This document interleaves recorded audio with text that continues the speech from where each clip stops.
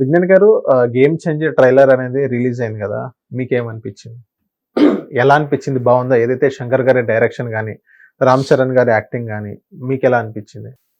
ఫ్రేమ్‌లో భారీతనం. Same as usual Shankar గారు ఎలా అయితే తన గత సినిమాలు గ్రాండ్‌గా తీస్తాడో, ఏ మాత్రం తగ్గకుండా ఆల్మోస్ట్ అలాగే ఉంది నిన్న ట్రైలర్ చూస్తే.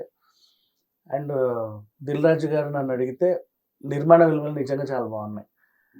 అంటే 'దిల్ రాజు' గారికి ఒక ఇది తెలుసు. పల్స్ ఏంటంటే ఏ సినిమాకి ఎంత పెట్టాలో ఆయనకు తెలుసు. ఊరికే ఖర్చు పెట్టడు. ఎందుకంటే ఊరికే పెట్టే ఖర్చుతో పాటు ఒక చిన్న 'బలగం' లాంటి సినిమా కూడా తీయొచ్చు. అవును. అంతే కదా!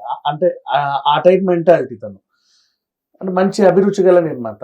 తనకు తెలుసు, పల్స్ తెలుసు. అయినా సరే శక్తికి మించి 'శంకర్' సినిమా ఇట్స్ ఓకే అని ఖర్చు పెట్టాడు అంటే ఆయన ఏదో నమ్మాడు. ఆ నమ్మకాన్ని ఆ సినిమా నిలబెడుతుందేమో ఆశిద్దాం.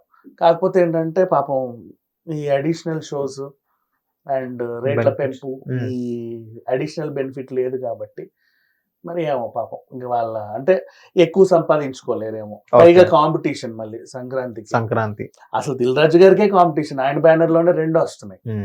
అది సంక్రాంతికి వస్తున్నావు ప్లస్ ఇది. పైగా మళ్ళీ ఇంకో పక్క బాలయ్య 'డాకు మహారాజు'. సో ఇట్లా కొంచెం టఫ్ ఫైట్ అయితే ఉంది. మొత్తానికైతే వస్తున్నారు. అంటే విజ్ఞాన్ గారు ఇక్కడ టఫ్ ఫైట్ అని మీరు అన్నారు కదా! టఫ్ ఫైట్ లో ఎవరు విన్ అయ్యే ఛాన్స్ ఉందని అంటారు? ఈవెన్ సినిమా రేట్స్ అనేది తెలంగాణలో అయితే పెంచారు. బెనిఫిట్ షోస్ ఇవ్వరు.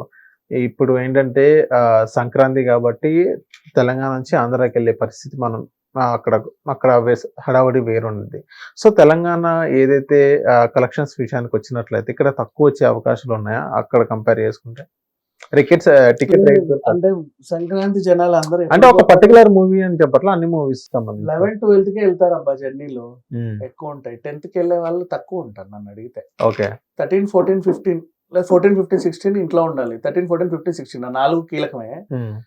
11, 12 జర్నీస్ లో ఉంటారు మోస్ట్లీ. 10th కూడా ఇన్ కేస్ జర్నీస్ లో ఉంటే చెప్పలేము. ఓకే. సగం జనాభా దారిలోనే ఉంటది. బట్ 10th ఉంటారు. ఓకే. ఇక్కడ ఉంటారు జనాలు. టఫ్ కాంపిటీషన్ అంటే లేదబ్బా పర్లా. ఎందుకంటే ఇప్పుడు ఫ్యామిలీ ఆడియన్స్ అందరూ వెంకటేష్ గారి సినిమా వస్తుందంటే ఆబ్వియస్ మళ్ళీ అనిల్ రావిపూడి సినిమా అంటే ఫ్యామిలీ అందరూ అక్కడే ఉంటారు. పైగా పండగ టైంలో కరెక్ట్ ఆ డేట్ లో వస్తుంది కాబట్టి it's okay. Mass obviously Balayya దగ్గరికి వెళ్తారు. అది చెప్పాల్సిన అవసరం లేదు. ఇక యూత్ మిగతా వాళ్ళందరూ కూడా శంకర్ సినిమాని చూసే అవకాశం అయితే ఉంది. ఓకే.